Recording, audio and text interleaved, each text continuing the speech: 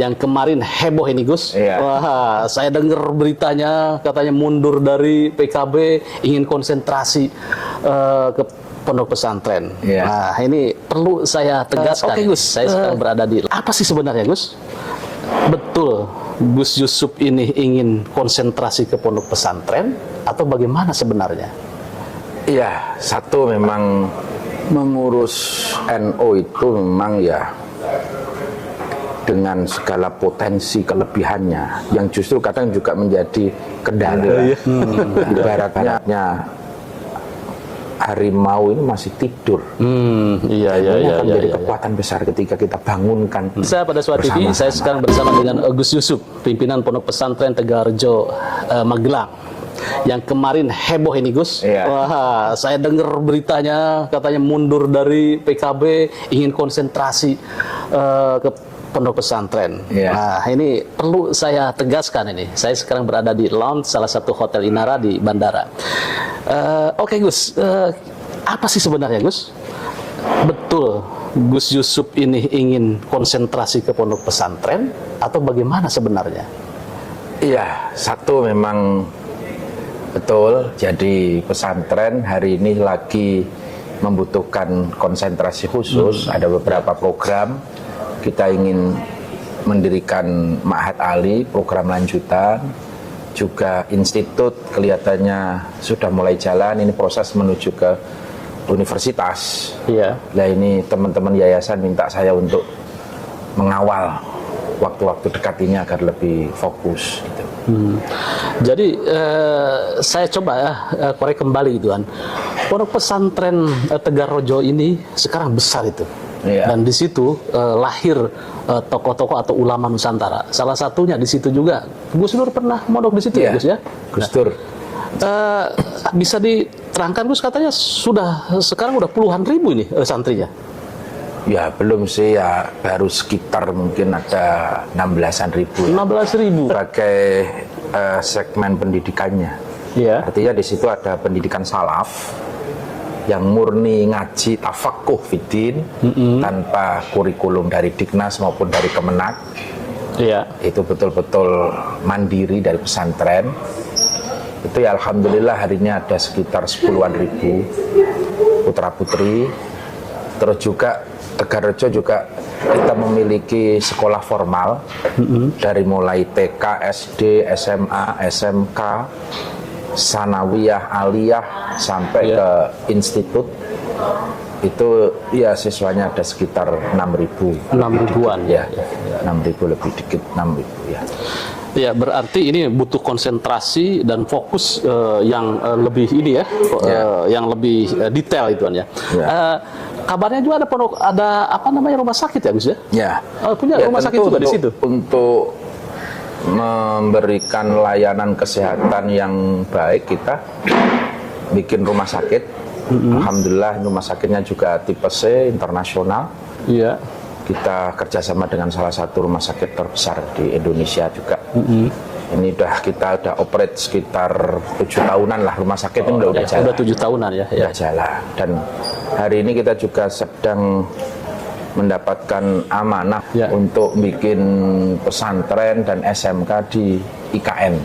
Oh di IKN. Di IKN. Oh jadi ekspansi nih ke IKN. Ya, IKN. Wah, luar biasa. Memang ini berarti harus ada konsentrasi lebih ke sana. Ya. Tetapi ada seperti ini, Gus, saya dengar bahwa ada beberapa kiai yang mendorong Gus Yusuf juga tidak hanya mengurus pesantren kecil nih, pondok pesantren, maksudnya pesantren itu kan NU kecil kan ya. Nah, jadi ada yang mendorong Gus Yusuf katanya, sudahlah lebih konsentrasi mengurusin pesantren besar NU. Ini bagaimana ini Gus? Ya, kalau itu sih otomatis ya, artinya memang dimanapun kita berada, itu sudah menjadi panggilan untuk kita ikut berkhidmah mengurusi pesantren besar, pesantren yang besar. Namanya Nahdlatul Ulama tadi. Ya. Memang akhir-akhir ini saya mendapatkan masukan, juga ada dawuh dari beberapa kiai untuk ayolah fokus ngurusi pesantren besar gitu loh. Yang menurut para kiai dan mungkin juga kita semua melihat Merasakan loh, merasakan. Iya, merasakan sedang ada kegaduhan-kegaduhan yang sebenarnya tidak perlu gitu. Iya. Nah, ini butuh semua pihak untuk terlibat untuk mengembalikan lagi marwah pesantren besar ini. Pesantren besar ini. Jadi saya memang ya di samping pesantren kecil saya juga ikut bersama-sama para kiai tadi untuk mencoba ikut istilahnya ikut membenahi atau melakukan kontribusi gitu. Ya, memberikan kontribusi yang kita bisa apa agar pesantren besar ini kembali terangkat marwahnya lah. Ya sebetulnya Gus ya, bagaimana sih sebetulnya mengurus NU? Ada yang mengatakan NU konfederasi itu kiai sana, kiai sini gitu kan, semua kan kepemilikannya tidak integratif gitu kan ya. Terus tantangan NU di abad kedua. Nah, kira-kira menurut Gus Yusuf ini kan sudah lepas dari PKB nih tadi untuk mentasbihkan untuk konsentrasi ke pesantren, baik pesantren kecil atau pesantren besar ini. Kira-kira seperti apa? Mengurus NU itu memang ya dengan segala potensi kelebihannya yang justru kadang juga menjadi kendala. Ibaratnya NU itu kan mobil besar ya, tronton. Jadi jalannya memang juga harus pelan, harus terukur, tepat, remnya pakem gitu loh. Jangan jadi supir kok semauan serong sana serong sini kan, ini jadi gaduh semua, yang penumpang jadi pusing gitu ya. Nah, NU dengan kekuatan yang luar biasa. Satu, yakni tentang memang kekuatan ideologi ya. Kita ideologi ditinggali oleh para masyayikh. Perekatnya adalah ideologi Ahlus Sunnah wal Jamaah. Ini menjadi perekat. Yang kedua juga tentang satu potensi dari sisi jamaahnya aja. Besar ya? Besar. 60 juta atau berapa juta lah ini. Ini kalau dikelola dengan baik, ini luar biasa. Baik dari sisi potensi pendidikan, keilmuan, atau bahasa pesantren itu nasrul ilmi. Untuk menyebarkan ilmu dakwahnya ini, kita sudah cukup, jaringannya luar biasa. Yang kedua juga kalau kita ingin menggali potensi ekonomi, kan otomatis jamiah ini juga punya kewajiban untuk bagaimana mensejahterakan warganya. Iya, setuju saya. Ya, ini ada kewajiban moral kita. Kita masuk ke NU, ya bagaimana kita ikut mensejahterakan? Karena persoalan hari ini adalah persoalan ekonomi. Ekonomi dia harus bawah ya. Bagaimana 60 juta ini kita kelola dengan baik? Ini menjadi sumber tanda kutip ya, pasar yang luar biasa. Dan ada kekuatan emosional di situ. Kekuatan emosional ini kan menjadi bahasa hari ini captive market. Captive marketnya itu kan besar itu kan ya. Besar sekali. Nah, ini yang hari ini juga kita belum serius menggarap ke situ. Tentu ini harus melibatkan berbagai para ahli ya. Ibaratnya harimau ini masih tidur. Ini akan menjadi kekuatan besar ketika kita bangunkan bersama-sama. Ya memang sekarang juga lagi dibangun ini. Dipecuti nih. Oke Gus ya. Konkretnya Gus gitu ya. Ini kan saya setuju bagaimana mengoptimalisasi warga, bagaimana captive market NU itu dasar. Katakan kita punya produk kopiah atau apa, itu captive marketnya kan sudah jelas. Nah, kira-kira Gus Yusuf bisa secara konkret ini nih program yang harus direaktualisasi atau direvitalisasi oleh NU di abad kedua. Yang pertama konkret kalau saya itu yang pertama tentu NU itu adalah jamiah diniyah, maka pendidikan ini menjadi yang utama. Bagaimana ngurus pesantren kita yang ratusan ribu. Hari ini kita belum maksimal ngurus pesantrennya. Baik itu dari infrastrukturnya, fasilitasnya, terus juga kurikulum pendidikannya yang juga harus kita upgrade. Ini harus terus kita lakukan. Ada 400-an ribu pesantren. Besar sekali, banyak sekali ya. Yang harus kita urus dengan serius. Ya, tentu dengan transformasi. Maka pesantren hari ini juga tetap yang salaf kita pertahankan dengan nilai-nilai kekhasannya, Tetapi juga kita harus adaptif, terbuka bagaimana teknologi nggak bisa kita hindari. Maka santri-santri juga harus menguasai soal teknologi, Betul. AI, coding dan lain sebagainya. Teknologi pertanian. Basis kita, masyarakat kita adalah masyarakat petani, masyarakat agraris. Iya. Yang hari ini sudah mulai terpinggirkan. Kenapa terpinggirkan? Karena kita tidak menguasai teknologinya. Oke. Nah ini teknologi pertanian juga harus kita dorong untuk masuk ke pesantren. Ya.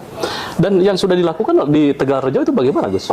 Ya, kalau di Tegalrejo kita memang ada jalan ya. Jadi pesantren salaf kita pertahankan, kita juga buka yang dengan sekolah formal, beberapa SMK kejuruan, karena ini skill penting untuk membekali santri-santri agar tanda kutip siap tempur, harus memiliki skill, memiliki mindset yang kuat.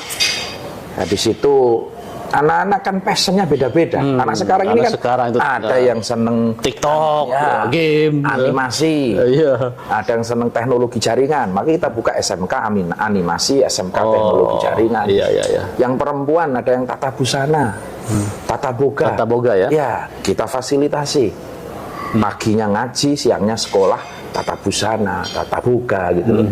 Terus juga ada anak-anak yang ingin mendalami tentang perbankan syariah. Ini yang menjadi kebutuhan juga. Maka juga kita fasilitasi dengan sesuai dengan skill dan passionnya anak-anak. Tapi satu hal, pondasi akidah, akhlaknya harus kuat. Oke, ini di sini ya integratifnya. Kita boleh maju, kemudian kita boleh mengejar teknologi, tetapi ideologi tentang ke-NU-an Ahlussunnah wal Jamaah kita pegang begitu kan? Nah, kira-kira seperti itu ya, di abad kedua ini gitu kan ya. Tradisi ini kan menurut kita, tradisi ini justru menjadi nilai lebih NU. Ini tidak boleh kita hilangkan. Contoh ya, orang sering melihat tahlilan ini ritual semata, atau padahal dari tahlilan ini akan muncul kohesitas, kebersamaan masyarakat. Dari situ sebetulnya NU lahir kekompakannya. Tiap malam Jumat ada tahlilan, ada yasinan. Ini kan masyarakat berkumpul, ada nilai silaturahim yang merekatkan. Yang kedua, di situ juga ada nilai berbagi, saling bersedekah. Di situ ada kontrol sosial. Contoh ya, kalau orang biasa tahlilan, kok tiba-tiba malam itu nggak datang, ini pasti nanya, kenapa si Fulan mau nggak ikut tahlil? Oh, dia sakit. Akhirnya kan semua orang, ayo kita bareng-bareng besok. Kita masyarakat yang individualistik ini, kita prihatin. Masa ada orang meninggal di kampung, di salah satu kota, sampai 3 hari nggak ketahuan. Nah, karena nggak ada tadi sistem sosial. Kultur itu, ada tradisi itu ya. Nah, ini di sini kelebihannya NU ya. NU di situ. Ada kultur yang terus selalu menyemangati untuk terus selalu mengingatkan, ketemu seminggu sekali, 2 kali, tahlilan, yasinan. Di situ juga ada nilai berbagi, nilai sedekahnya. Tapi ada juga Gus yang mengatakan bahwa ini tradisi ini justru yang mengekang NU itu nggak maju-maju ini Gus. Percaya sama mistis, melulu ziarah kubur, tahlil, ziarah sampai ke luar negeri. Itu gimana ini Gus? Apapun alam bawah sadar kita, masyarakat ini, atau kita sebagai insan ini kan pasti ada keterbatasan. Ketika semuanya mentok ya, kita dihimpit dengan persoalan ekonomi, dihimpit dengan persoalan sosial, apalagi persoalan politik, maka kemana kita akan lari mengadu? Nah, di situ kelebihannya NU. Kita punya tempat kita mengadu, kita punya kiai untuk kita mengadu. Betul. Kalau kiai yang hidup, kata Gus Dur, sekarang sulit ditemuin, kita ngadu ke kiai yang sudah mati, ke kuburan. Itu malah lebih kayak Gus Dur dulu cerita kan lebih nyaman. Saya tuh kalau ngadu ke kiai yang hidup itu mah ribut. Mending sama kiai yang di kuburan kita ngomong sepuasnya, nggak dibantah. Jadi kita curhat. Ada cerita curhat. Ada teman saya nyalek juga itu kan. Iya. Uang udah habis, ini habis. Waduh, bagaimana ini kan? Akhirnya dia terakhir itu ke ziarah ke kubur. Waduh, ini Mbah. Ini gimana susah nih. Jadi memang ini lah, kun ma'allahi wa illam takun ma'aman ma'allah. Kalau kamu pengen mendapatkan ketenangan, bersandarlah kepada Allah. Oke. Wa illam takun. Tapi kalau kamu tidak bisa bersandar langsung kepada Allah, karena kita orang yang kotor, orang yang bodoh, iya, ma'aman ma'allah, bersandarlah kepada orang-orang yang dekat kepada Allah. Nah, di Iya. situ nilai wasilah, nilai perantara. Itu yang terus kita jaga. Iya, Nggak bisa kita langsung sana. Ya kita harus bertahan. Lewat para kiai, lewat ulama, lewat aulia, lewat sahabat, lewat nabi. Ini bertahap naik. Nah ini yang nggak bisa kalau itu dikatakan menjadi penghambat. Menurut saya itu malah justru Iya, iya. solusi masyarakat modern. Iya, betul. Daripada sekarang banyak masyarakat yang depresi, yang stres karena dia nggak punya solusi. Iya. Tekanan-tekanan yang ada di pikiran kan meledak. Nah, kalau NU kan ada kanalnya, stres dikit lari ke kuburan, stres ziarah, tahlil. Masuk toriko. Belum lagi nanti kalau anu pengen happy sholawatan. Itu kan satu ya terapi yang menurut saya luar biasa. Kita bersyukur punya di situ terapi itu. dapat terapinya ya. Ya artinya saya pernah diskusi itu ya tentang bagaimana sih transfer spiritual ini. Ya. Nah ibaratnya saya punya HP tetapi tidak punya kuota, kemudian ada WiFi. Nah saya minta WiFi kan? Nah, WiFi-nya tuh Kiai nih, atau mursid-mursid. Nah, terus dikasih password, barulah kita bisa nyantol. Nah, baru bisa terhubung gitu mudah. Iya. Ini butuh password. Butuh passwordnya kan Kiai. Maka di situ ada baiat torekoh, ada pengakuan angkat saya sebagai murid guru gitu. Baru dia dapat password kalau sudah diangkat menjadi murid gitu. Dan itu tradisi tumbuh di NU. Iya. Oke, ya. Itu menjadi kekuatan lah, menjadi kekuatan. Ya, menarik memang NU di tengah abad kedua, memasuki abad kedua, ada tantangan memegang tradisionalis, kemudian juga ideologis dan juga transformatif. Nah, ini sosok Kiai muda, ini Gus Yusuf ini, saya belum ke Tegarrejo memang Gus. Saya rencana mau ke sana mau lihat itu. Katanya ini pondok pesantrennya juga transformatif. Tidak hanya melulu masalah kitab, kemudian ada tekstualitasnya itu kan ya. Tadi rumah sakit itu kan. Menarik di situ dan Gus Dur juga ada di sini. Nah, saya pengen tanya ini Gus. Gus Dur itu kan orang yang rasionalis, betul. Tetapi juga orang yang memegang terhadap tradisi ini. Itu bagaimana cerita ketika Gus Dur itu mondok di Tegarrejo ini? Banyak sekali kisah Gus Dur di Tegarrejo itu. Salah satu yang sering Gus Dur ceritakan itu kan soal gamelan, masjid. Jadi kiai itu mentransfer ilmu kepada santri tidak hanya melalui textbook, kitab, Quran, hadis, tidak. Tapi justru dari perilaku keseharian. Suatu ketika Gus Dur itu mendampingi Kiai Khudori. Ada sekelompok masyarakat datang menyampaikan, Kiai, di kampung kami sedang ada masalah. Masalah apa? Ini ada kas desa. Sebutlah X berapa juta. Ini jadi rebutan. Satu kelompok penggiat seni ini pengen banget beli gamelan. Tapi ada kelompok masjid yang ngotot untuk rehab masjid. Ini kan menjelang Ramadan, masjid harus kita perbaiki gitu. Ini gimana Kiai? Akhirnya datang ke Tegarrejo. Gus Dur kecil waktu itu, karena Gus Dur di sana waktu umur 15-16 tahun. Oh, si kecil. Itu mendampingi Kiai Khudori. Itu penasaran. Kira-kira Kiai ini mau ngebelain masjid apa gamelan? Ternyata jawabannya di luar dugaan. Kiai Khudori mah bilang, udah kasnya buat beli gamelan aja. Buat beli gamelan aja. Itu kan kaget orang. Kaget ya? Orang-orang kaget. Ya kenapa itu? Alasannya bisa gamelan itu? Akhirnya orang-orang gamelan itu kan merasa, wah kita menang. Pamit. Lah yang rombongan masjid kan penasaran. Akhirnya Kiai Hudori bilang, udahlah, yang penting masyarakatnya rukun, masyarakatnya damai. Kalau kamu mau mengalah dan rukun, nanti masjid akan tumbuh dengan sendirinya. Tapi kalau kamu itu ngotot bangun masjid, masyarakatnya pecah, apa gunanya? Masjidnya megah, nggak ada jamaahnya, nggak ada jamaahnya. Jadi Gus Dur melihat itu bahwa Islam itu adalah nilai-nilai kedamaian, kerukunan. Jangan mendahulukan simbol itu. Itu yang diambil oleh Gus Dur. Kita ini sekarang kan pengen simbolnya gede, kadang bendera tongkatnya ngikut kanan kiri kan, 2 meter tongkatnya. Tapi tongkatnya nyodok kanan kiri. Akhirnya betul, orang-orang itu bergamelan, masyarakatnya kompak. Setelah itu mereka swadaya mendirikan masjid. Wah, luar biasa. Jadi harus mendahulukan nilai-nilai itu loh. Itu yang pelajaran yang dicatat oleh Gus Dur. Islam itu mendamaikan, Islam itu rahmat.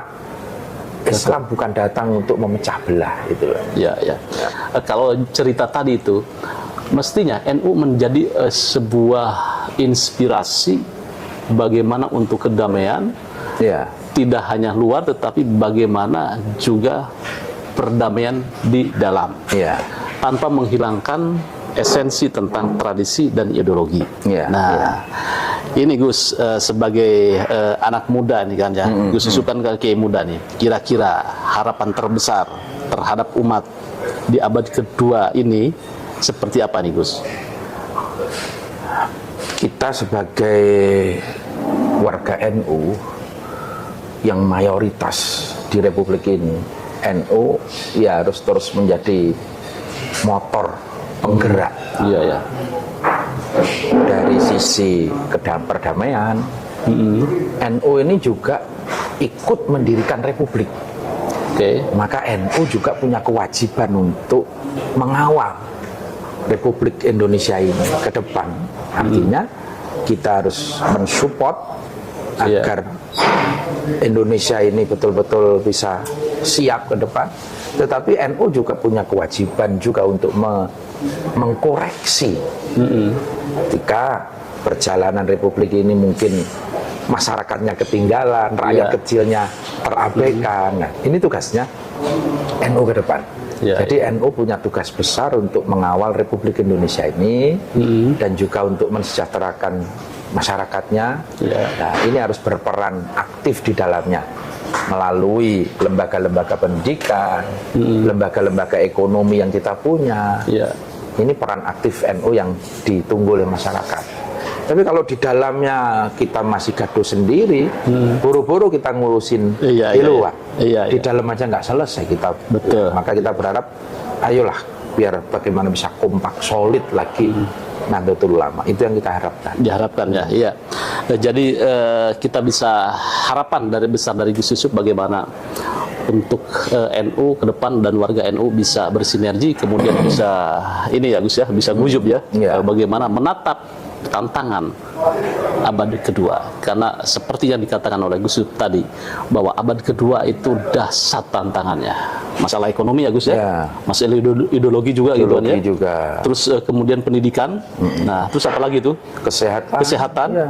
Nah, dan ini saya pengen membuktikan ini bahwa Gus Yusuf di Tegarrejo telah mentransformasikan tentang kepesantrenan ke dalam kehidupan sosial. Ada pondok pesantren di situ, kemudian ada rumah sakit, ada lembaga keuangan, terus ada lagi tentang teknologi ya Gus ya. Teknologi ya, kita juga mengelola radio profesional, menjadi corong dakwah juga. Gitu. Artinya pesantren harus juga terbuka, bisa diakses oleh seluruh masyarakat, itu ya yang kita harapkan. Jadi ini bisa ditransformasikan ke NU besar gitu ya Gus. Ya, kita berharap bareng-bareng lah. Bareng-bareng ya.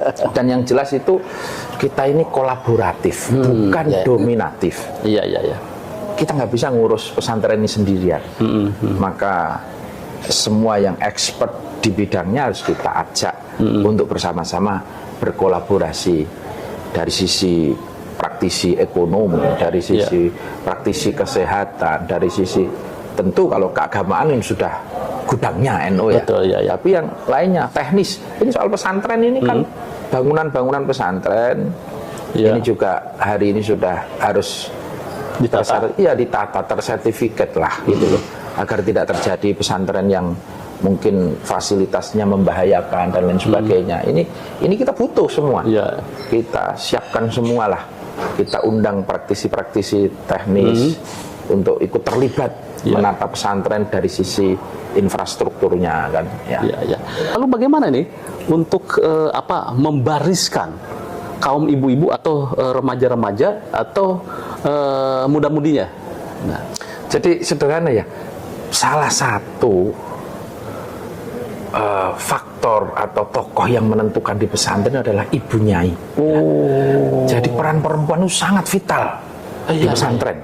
Vitalnya seperti apa? Iya, karena ada istilah umul ma'had, ibunya pesantren. Itu yang justru peran ibunya itu mulai dari yang ngurus soal konsumsi anak-anak, mulai yang ngurus laundry, mulai ngurus hal-hal yang kita mungkin laki-laki anak itu justru ibu-ibu memikirkan itu. Iya, dan satu lagi yang paling kuat doanya itu justru ibu-ibu. Masya Allah. Maka NU juga organisasi yang saya rasa NU selama ini sudah memberikan peran yang besar lewat muslimat, lewat apa. Fatayat. Iya, fatayat. Maka ini menurut saya ke depan juga harus kita dorong lebih maksimal peran dari perempuan-perempuan Nahdlatul Ulama, tentu di berbagai bidang. Betul. Artinya pesantren itu akan tenang kalau bunyainya bahagia. Lah ini soal membahagiakan. Ini penting. Ya, ini soal membahagiakan bunyai tadi. Bunyainya bahagia, sejahtera. Ini pesantrennya akan tenang. Jangan nyenggol-nyenggol bunyai ini kan. Waduh, bisa bahaya ini kan. Apalagi melecehkan peran dari seorang bunyai itu kan. Jadi pesantren harus menjadi tempat yang ramah untuk perempuan, juga ramah untuk anak-anak. Stigma pesantren hari ini yang mungkin mengatakan pesantren itu tempatnya kekerasan, bully-bulian, ini harus kita ubah kita garap secara serius. Tantangannya di sini ya. Apalagi pesantren kok di sana ada pencabulan. Naudzubillah. Ya mungkin kemarin 1, 2, 3, 4 itu. Tapi ini harus ada penanganan serius soal itu. Jadi karena pesantren itu tempat yang ramah untuk perempuan, pesantren ramah untuk anak. Nah ini maka sekali lagi kita harus membahagiakan ibu nyai. Gitu ada peran di sini vital kan perempuan di situ vital. Masya Allah, gitu kan ya. Ya, pemirsa Baraswa TV, sekali lagi NU mengundang Anda, kader-kader terbaiknya untuk menyongsong di abad kedua. Bagaimana bisakah Anda berkontribusi dan berkolaborasi untuk NU di abad kedua melesat? Saya tunggu komentarnya. Terima kasih Gus. Terima kasih. Nanti saya ke Tegarejo lah, pengen lihat itu kan ya. Nanti kan bincang-bincang selanjutnya dengan Gus Yusuf di Pondok Pesantren Tegarejo. Ikuti terus ya. Terima kasih. Wassalamualaikum warahmatullahi wabarakatuh. Waalaikumsalam warahmatullahi wabarakatuh.